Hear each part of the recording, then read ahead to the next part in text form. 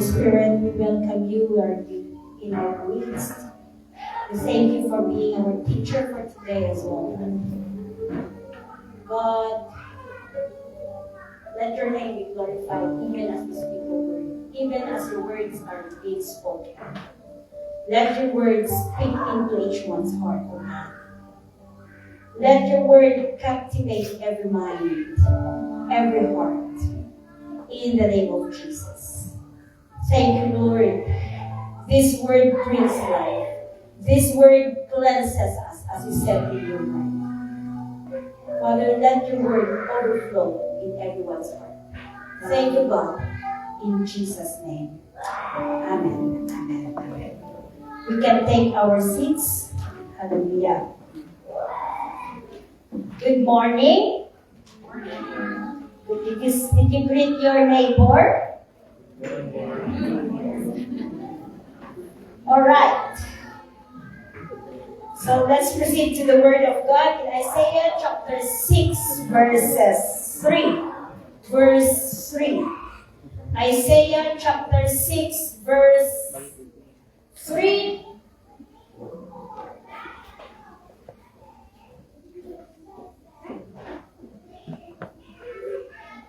Okay.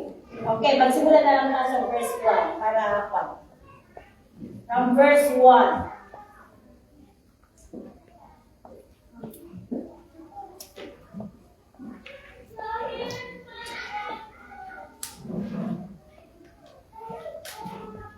Alright, are you ready to read with me?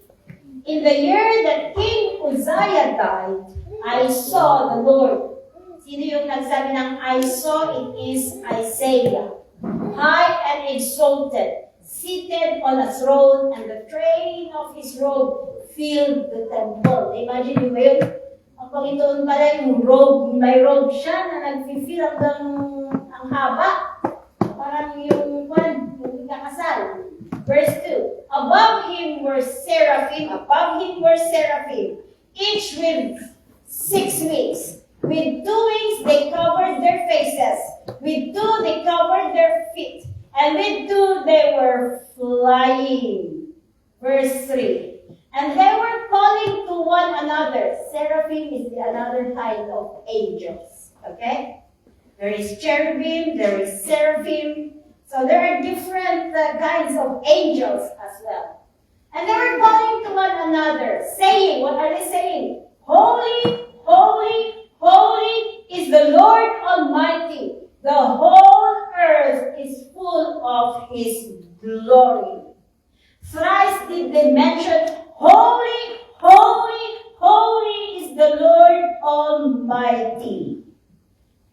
This is the characteristic of God that you can find in the Bible that was mentioned straightly thrice.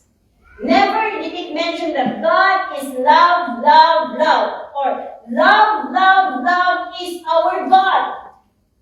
But it is only at this verse.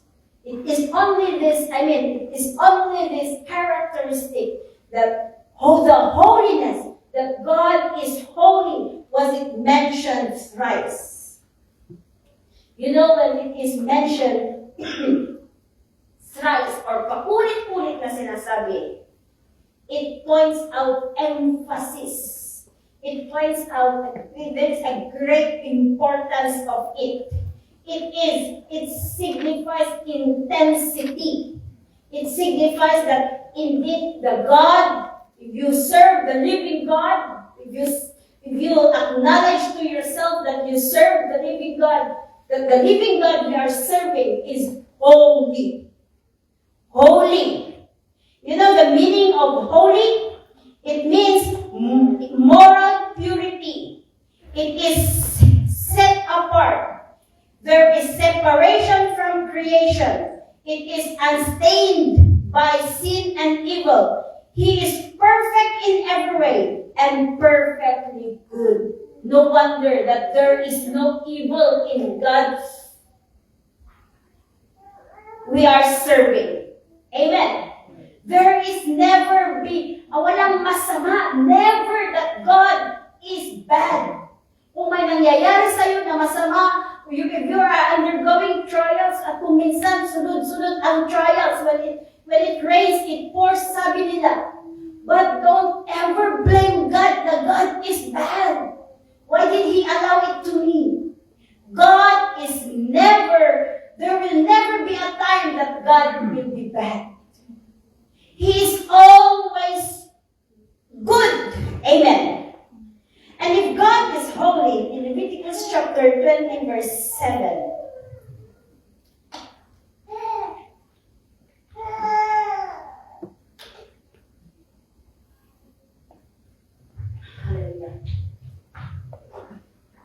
it says here, consecrate yourselves and be holy, because I am the Lord your God.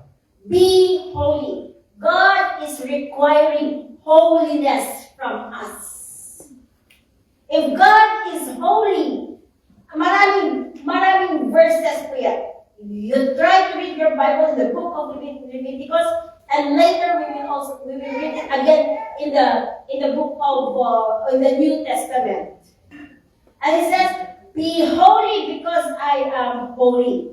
So it is a goal of a Christian life to be holy. It is commanded by God.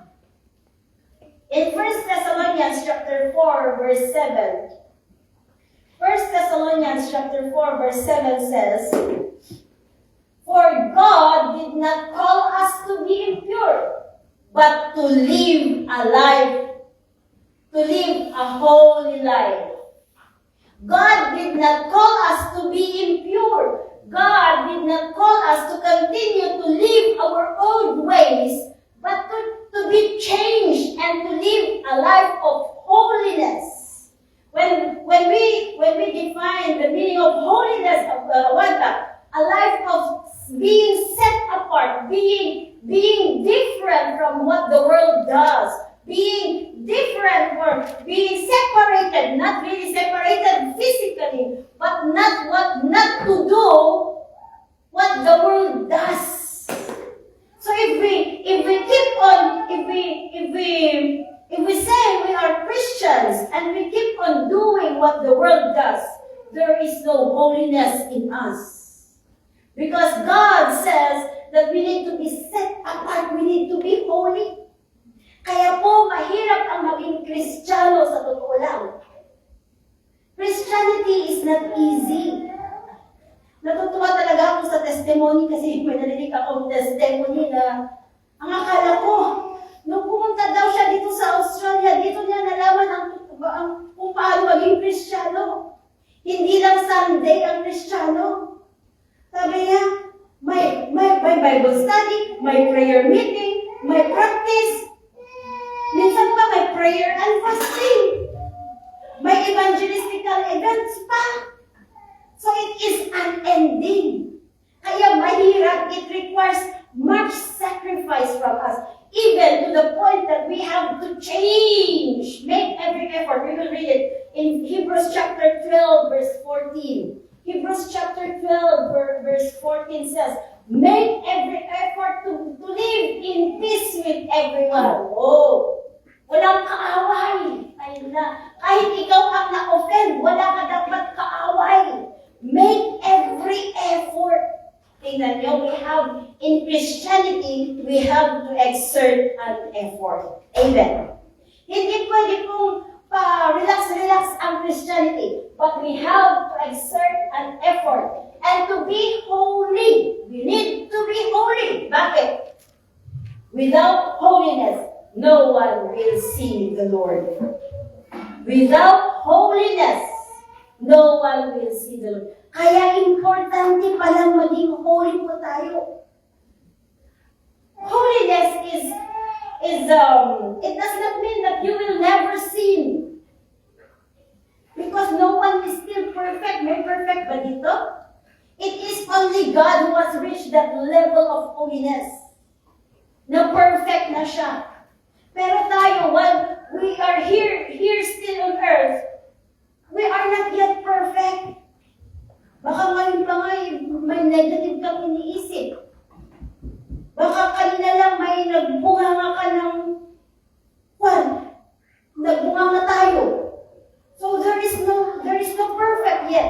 not yet perfect here. But at least we make every effort, amen? To let go, to get rid of worldliness in our lives.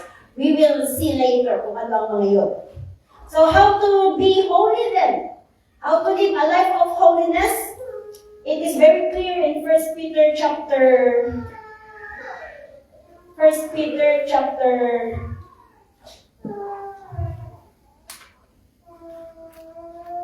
13.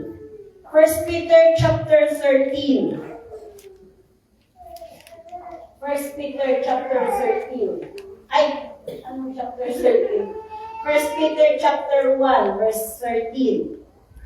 1 Peter chapter 1, verse 13. Sabi niya, 13. Okay, let's read. Therefore, with minds that are alert and fully sober, set your hope on the grace to be brought to you when Jesus Christ is revealed at His coming. If you see the title of your Bible, ano yung sabi dyan? Be holy, right? Or I don't know if living a holy life, yung iba. A call to holy living, yung iba. It is a call to holy living. So,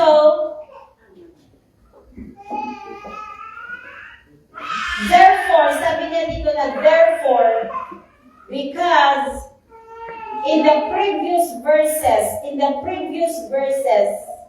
God was talking about salvation.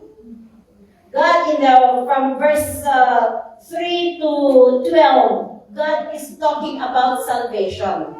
Ang ibig sabihin po ng therefore is kaya, di ba?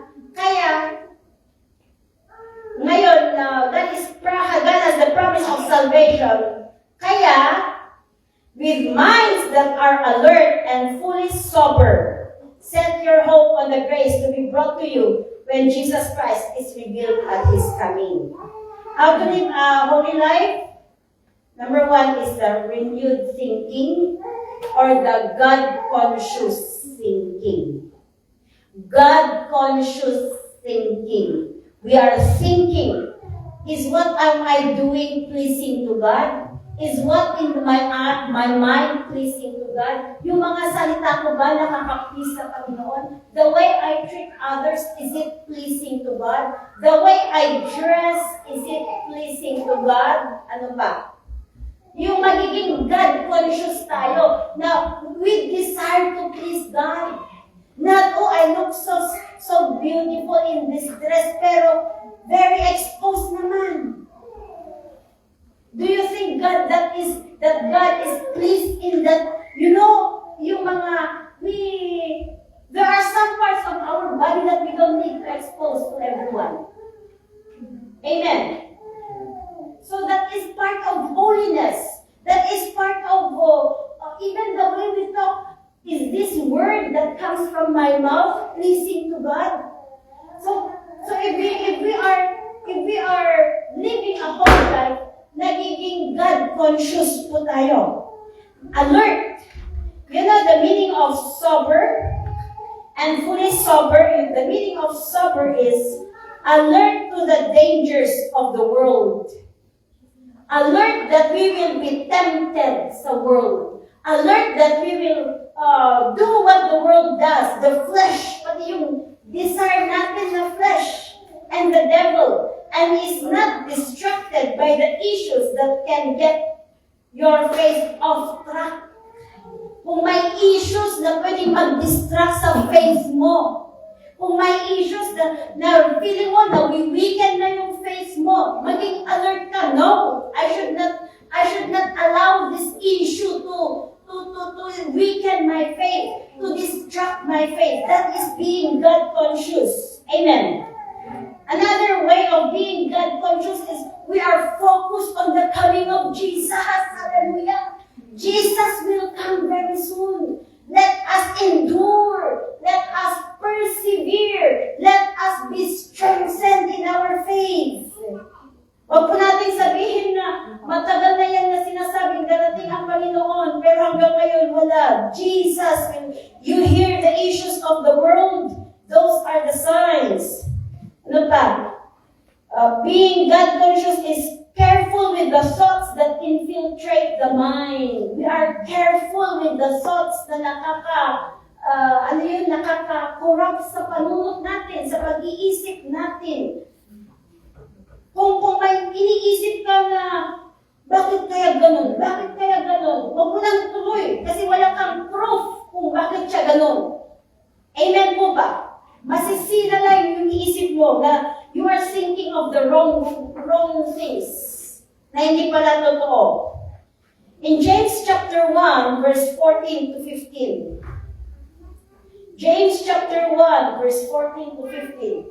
Sabi niya dito, James chapter 1, verse 14 to 15. But each person is tempted when they are dragged away by their evil desire and enticed.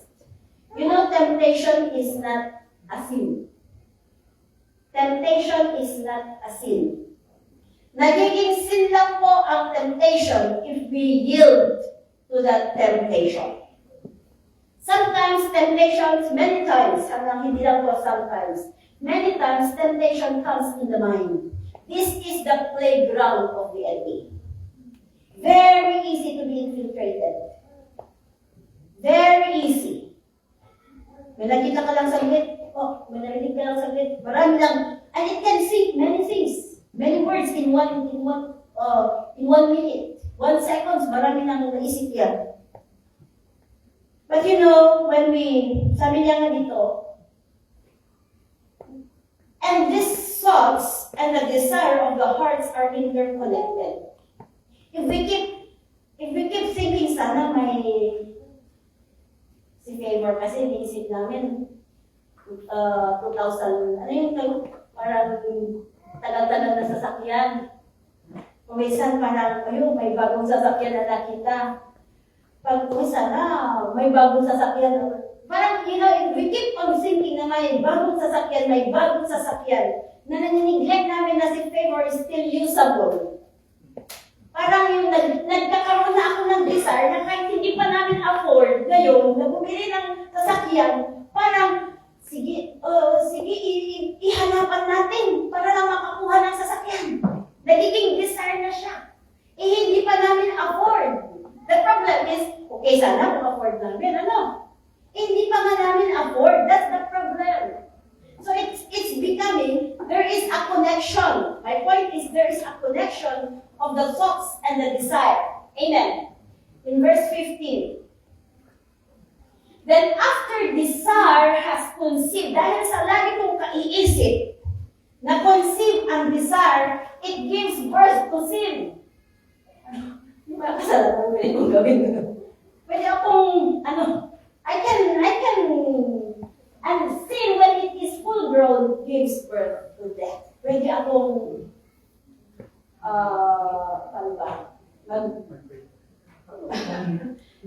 pwede ko nang hindi bigay yung tithes namin para may pambili na lang kami. Diba? Gumagawa ng paraan para lang makuha yung kagustuhan to the point that it is against the word of God. Amen! And kung nagiging materialistic ako lagi, next na may nakuha na kaming sasakyan, may bagong phone. Gusto ko yung latest model na phone. Sabi ko, sige, mag-overtime ka pa, Pastor, para makabili ako ng phone. Kulang pa yan. Dagdagan mo pa yung overtime mo para makabili ako ng phone. Nagiging kawawa naman yung sarili. Ako rin, mag-overtime rin ako para makabili ng phone. Did you get my point? Until na naging ano yung ritual? Hindi ritual. Habit ko. Naging habit ko na siya. It gives birth to death. It gives birth to death. Amen? You can connect that in other kinds of desires. So, if we are not careful on what we bring into our mind, what we allow, if we are not careful to get rid, if we are sensitive already, that it is the enemy playing in the mind, then we have to, we have to get rid. We have to stop the enemy. In Jesus' name, I declare that my mind is holy. I declare that my mind is protected from the lies of the enemy. I declare that my mind is not deceived from the deception of the enemy. Amen? Let us be God conscious. Are what we are doing pleasing to God or not? Am I pleasing to God or not? Yun po ang magiging God conscious. Kung may plano tayo, yung plan ko ba na ito is pleasing to God or not? If we're going for something, to do something, yung gagawin ko ba is pleasing to God or not? Yung sasabihin ko ba sa kanya, kaya kung minsan maganda ang text kasi nawi-withdraw mo. Yung salita, wala. Diba? So, magiging conscious tayo. Number 2, let's continue to read in verse 14. As obedient children, from 1 Peter chapter 1, verse 14. As obedient children, do not conform to the evil desires we had when we lived in ignorance. Number 2, obedience. Don't you know that, can we jump in verse 22? Let's jump in verse 22. I love this one. Now that you have purified yourselves by obeying the truth, so that you have sincere love for each other, love one another deeply from the heart. Nakita niyo yun? Now that you have purified yourselves by obeying the truth. The Word of God purifies us, even our obedience. The blood of Jesus purifies us, of course, but as we continue to obey, we are being sanctified through and through and through. Amen po ba? Kaya, if you also see sa verse 14, as obedient children, it is expected for Christians to be obedient. We are expected to be obedient to the Word of God. And in obeying the Word of God, hindi lang po, it's not yung, kung ano yung gusto natin, yun lang ang ino-obey natin. But everything that the Word of God say. Amen. So make every effort to be in peace with everyone. Patawarin mo na ako, Sister Jackie. Ay, hindi. Patawarin mo na ako. You know what I mean? Like, that is obedience as well. Release of forgiveness. Do not worry. Ay, ang dami-dami kong problema. Saan sila yung nag-testimony nun? Ang dami-dami kong inaalala. Do not worry. Ay, gusto mo, pasan mo lagi ang mundo. Bakit kaya hindi natin let God? Let go and let God. Amen. Bawas wrinkles. Amen. Para, no need to go to Bello. Amen. May pang-Bello ba tayo? Baka, instead na pang-Bello, you can use it in other things. Amen? Hallelujah. So, obedience is expected. If you consider yourself to be a child of God, you are expected to obey His commands. Amen? And in Psalms chapter 119, let me check first. What else? That's okay. Hindi na pala. So, and dyan sa verse na yan, number 3, no, do not conform to the patterns of this world. Do not conform to the evil desires you had when you lived in ignorance. Nung hindi pa natin nakilala ang Panginoon, nung hindi pa tayo nag-church, naririnig yung salita ng Panginoon, we used to do things. We used to watch movies that are not pleasing to God. We used to bring out trash words from our mouths. We used to, sinasadya natin saktan yung iba. Those are our lives before. Amen. But now that we have Christ, God in our lives, sabi niya po, do not conform anymore. Do not go back anymore. Hallelujah. Amen. Yung mga songs natin, even don't you know that even songs needs to be selected po yung mga songs that we should be hearing. There are songs that glorify Satan without us knowing it. Especially yung mga metallic, mga rock. You have to know kung sino yung singer. Taylor Swift, mga galugan, mga kanta nila doon. You never know. It pleases the self. Pleases the self. It pleases the self na, wow, ang ganda ng music. Parang napapasayaw ako. But you know the words. How about the words that is said? Is it pleasing to God? Kaya po, even the songs that we are singing, is this song pleasing to God? Or it just magnify my emotions? Nasasaktan ka nga. Ano yung kanta mo? Broken-hearted ka nga. Ano ba yung kanta mo, Brother Silvie? Nung broken-hearted ka? Bakit ka ba nakita yung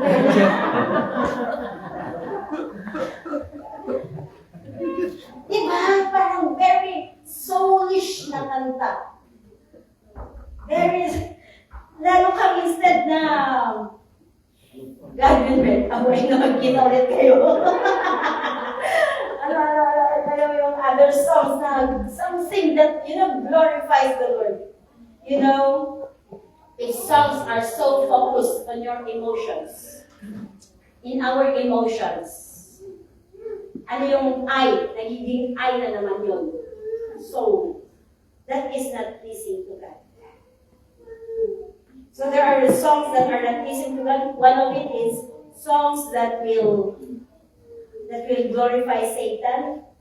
It's okay naman na sabihin mo yung nararamdaman mo, pero kapag yun na lang lagi ang kinakanta mo, like Song of Songs, you can express what you feel through songs. But if lagi yun na lang ang kanta mo, kanta mo, wala na yung song of worship to God, where is it now? But if you want to be pure, more talagang precise ka, give glory to God through your songs as well. Yung mga, words, actions, even the books we read. Don't you know that even the books we read, we have to be careful? It talks about magic arts. Careful because magic arts those are witchcraft. And sabi sa Word of God, He is against. Do not even touch about it. Do not even, kaya ngayong ano tawag nito? Halloween is coming again. And people will be dressing in Halloween clothes. Sabi po ng salita ng Panginoon, have nothing to do with it. Have nothing. So don't let your children wear Halloween clothes because also that is conforming to the Word of God. Dati ginagawa natin, ako rin ginagawa ko dati. Kasi syempre, I was still ignorant, na sabi ng Panginoon. But now that we are learning, we are being taught about it, do not conform anymore. Let us not conform anymore. Amen po ba? Even the books, sabi ko even the books we read, I like Harry Potter noon. I like yung woo! Pero sabi, those are witchcraft. It's part of witchcraft. Kaya yung mga pinapanood natin ng magic arts, careful tayo. Amen! Woo! Ang hirap maging Kristiyano. Ang daming, don't feel that, don't think that God is wanting to control you. God is just why He allowed these things na don't have nothing to do with the magic arts, with the tricks of the enemy. I'm just having fun. Grabe naman, I'm just having fun. We can always be some out. I'm just having fun. But God wants to protect you. The moment we involve ourselves, engage ourselves with those, we are giving a foothold to the enemy. Hindi natin alam.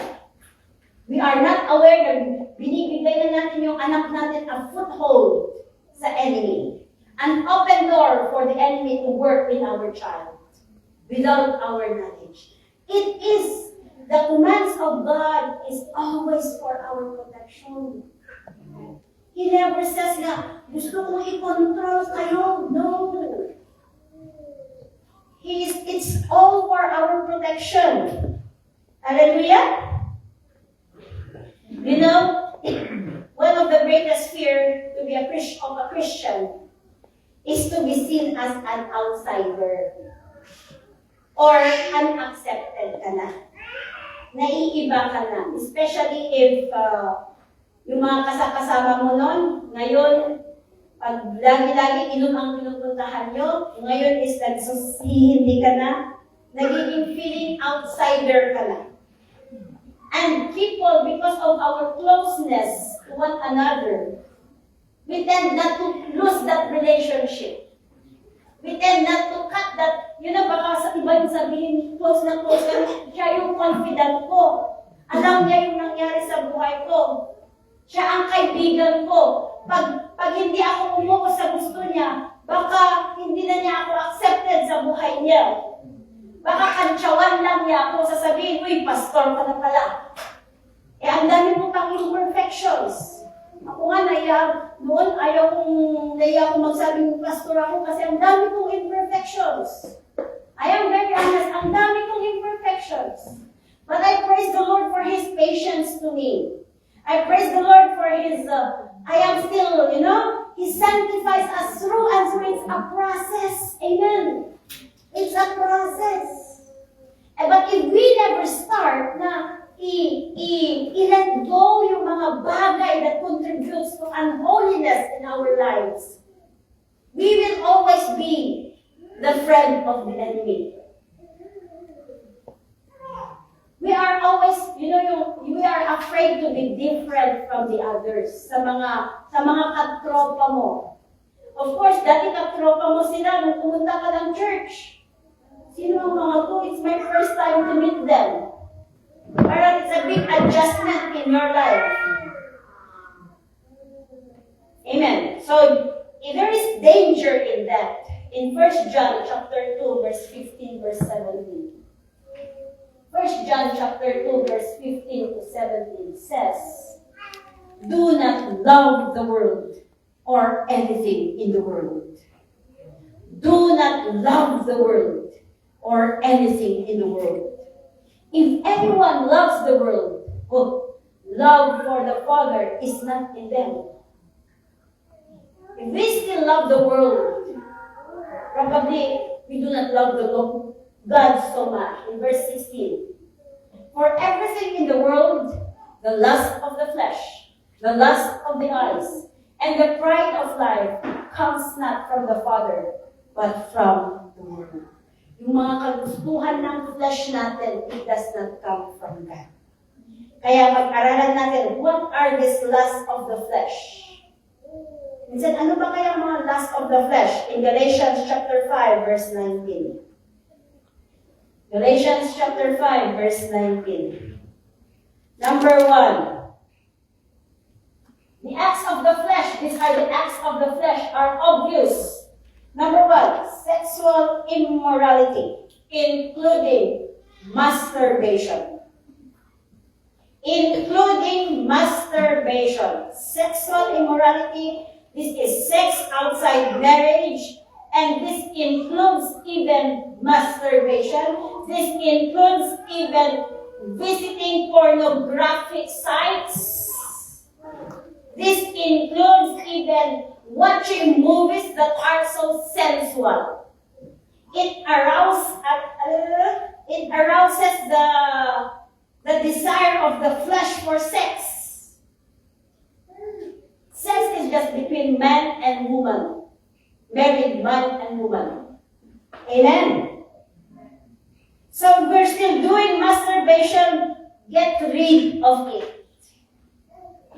Get rid of it. If we are still watching, sometimes it's very taboo. Kung minsan nga ayaw kong sabihin ng mga ito, naiyak ko na pero we have to speak it. We have to expose the deeds of darkness. If we keep on watching movies, visiting sites of yung mga sites, pornographic sites, that is not pleasing.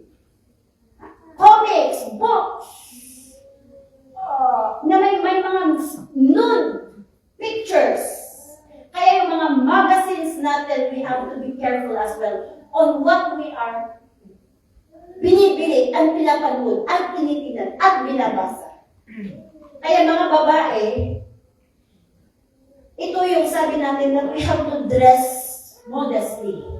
Because I heard lots of testimonies about men that their weakness is exposed skin of yung mga dapat i-cover. And if we are becoming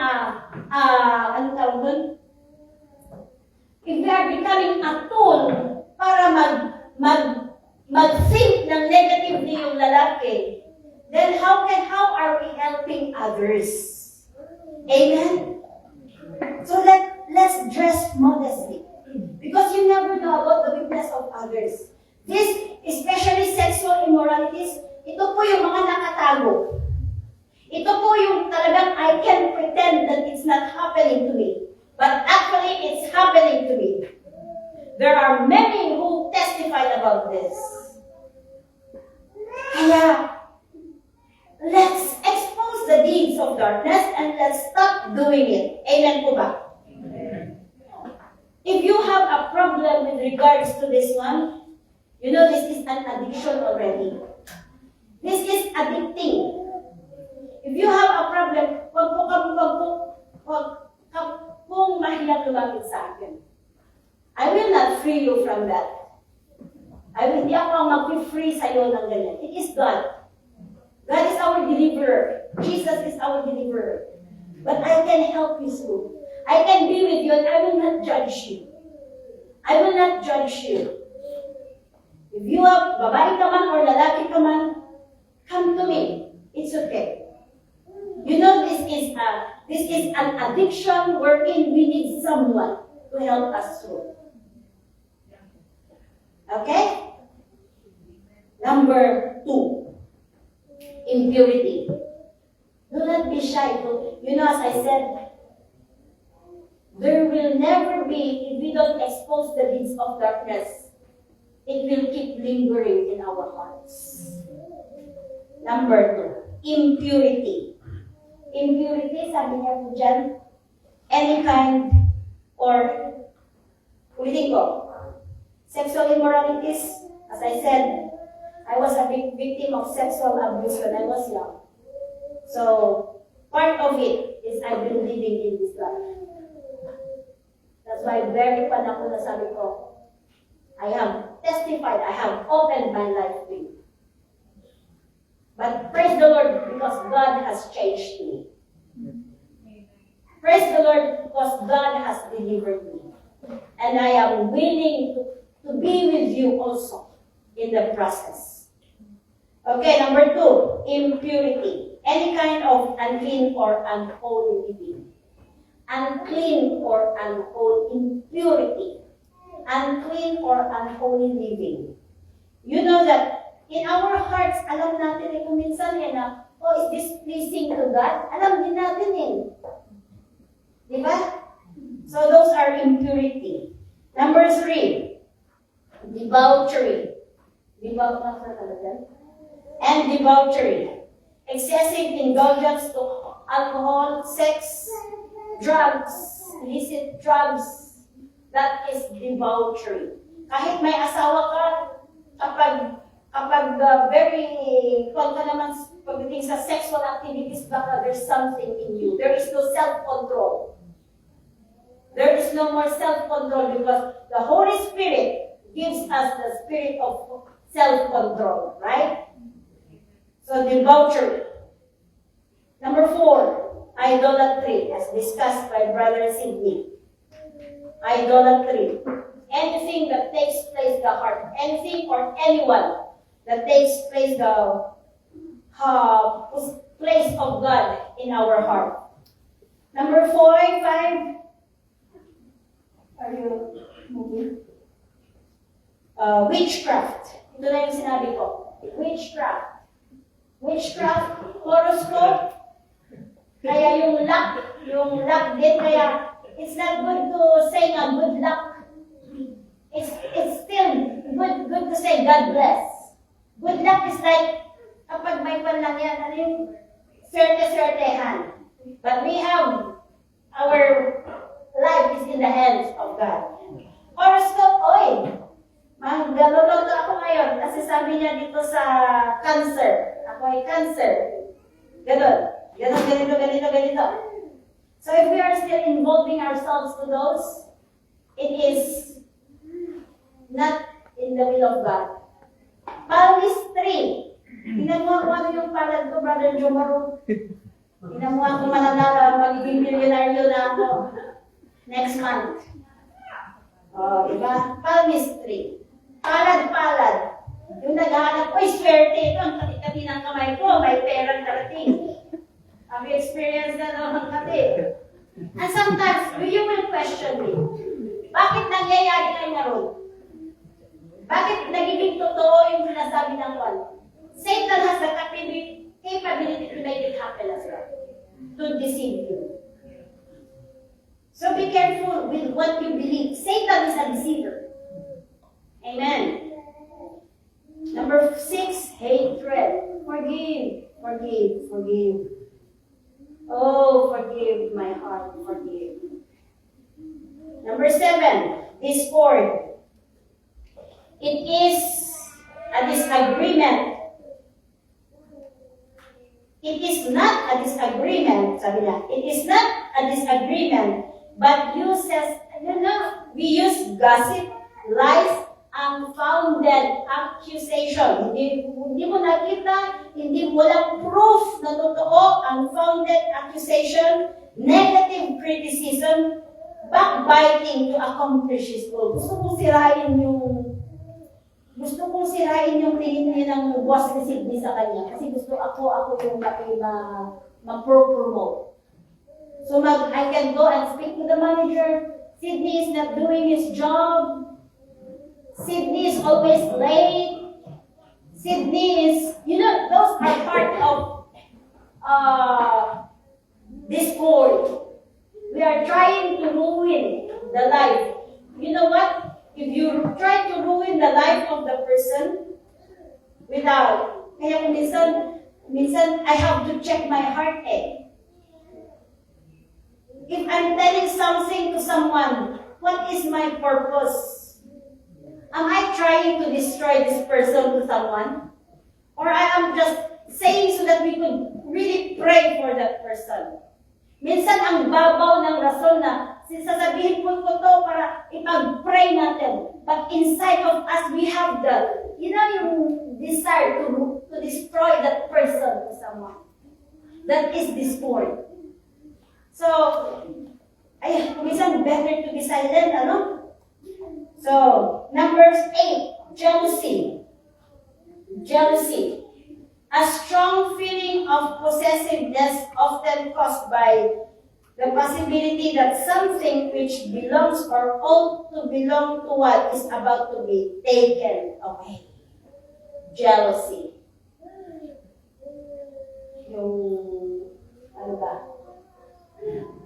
Jealousy.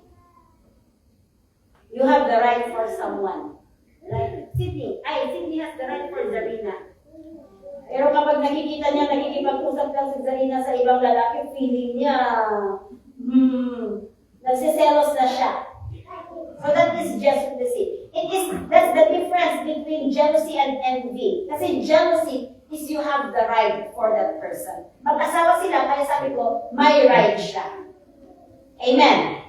Fits of rage. This is the uncontrolled outburst of emotions such as rage. Mahirap din. I love reading the book of James, And there is this verse that really, sabi ko, Lord, give me ng self-control. Sabi niya dito, a human anger does not produce the righteousness that God desires. A human anger does not produce the righteousness that God desires. James chapter 1 verse 20 ata yun. So, careful tayo baka yung galit natin. Minsan we are so much in emotion kaya tayo nagagalit. Number 10, selfish ambition. Ito yung focus on your wants and desires. We are so much focused on our wants and desires. And sometimes we neglect the needs of others and we neglect God. Number 11, dissension. Ito na yung disagreement. And there is always disagreement between us. Because po naman, we are all humans. There is always disagreement.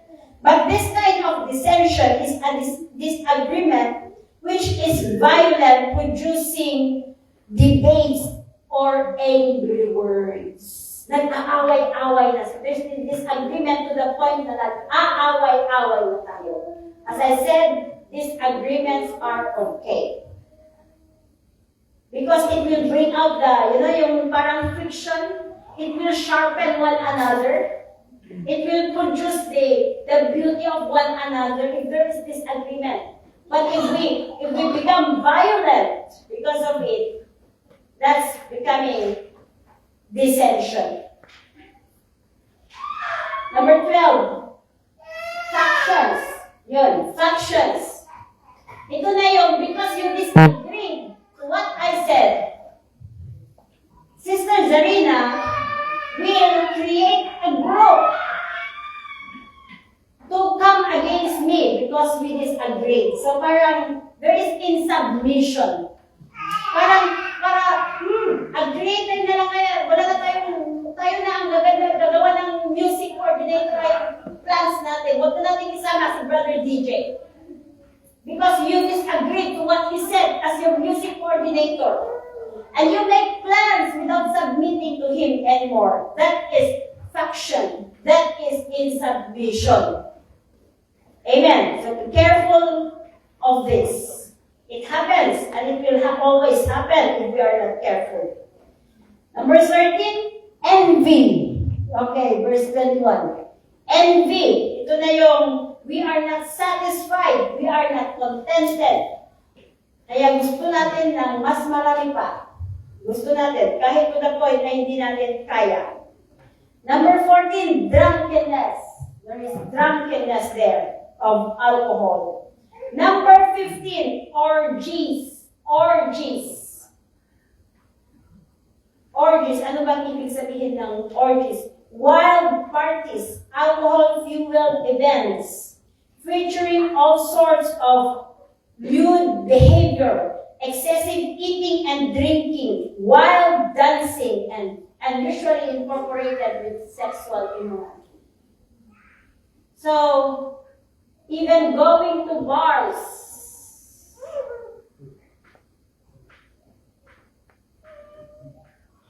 when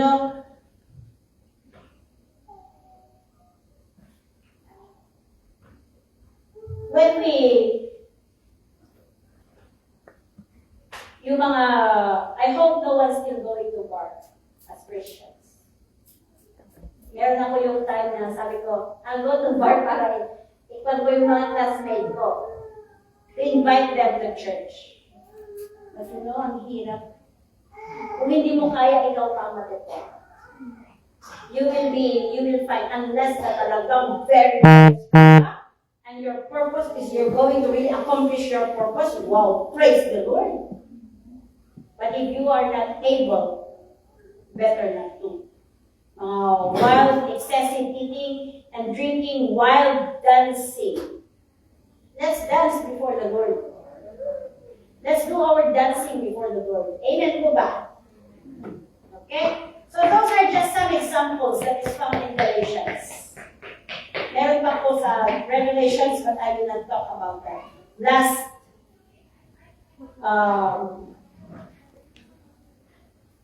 So, let's not conform to these patterns of this world. Amen? Let's be filled with the Holy Spirit like gaya ng kanta kanina. For us to be convicted, nararamdaman mo rin yan eh. If you are doing something, and you feel that you are being convicted, ano yung patakaran sa mga nurses, Brother Edgar? If unsure, consider unsterile. Diba? Siyempre, very general, no? sa operating rooms or sa mga pa. If unsure kung sterile, di ba? Kailangan yung sa gamit sa operating room is kailangan sterile yan. Nagagamitin pang opera. So if pumasok ako na nurse, at nakita ko yung tray, pero di ko alam kung nagalaw o hindi, I'm not sure and no one saw it. If unsure, we consider it unsterile, dirty. In our hearts also, that is the role of the Holy Spirit. When we have the Holy Spirit in our life, sometimes we are not sure if, am I doing what is right? Hindi ko pa nabasa masyado ang Word of God, pero am I doing what is right? You know, sometimes, is this pleasing to God? Many times, the Holy Spirit will speak to us. Let the Holy Spirit speak to you. If you're not sure, don't do. And then confirm, and then, okay. Amen! So, talagang ang pagiging Kristiyano, kapag talagang totohanin natin, is we are entering a narrow gate, not a wide gate. But like in the book of First Peter chapter 1, as I said, from verses, asan na yun? From verses, from verse 3. From verse, yung about salvation. Yeah. From verse 3 to 11. I'm looking at First Peter. From verse 3 to 12, it talks about salvation. It talks about our living hope. So let's focus on our salvation. And let's endure, let's persevere, let's keep doing. Let's be a friend of the Holy Spirit. And let God enable us because we cannot do it in our own. And then we will be living a holy life. I'm not preaching this to you for you to keep on checking on me, or to keep on checking on someone, because no one is still perfect. But for us to make an effort to live a holy life. Amen? So, to God be the glory.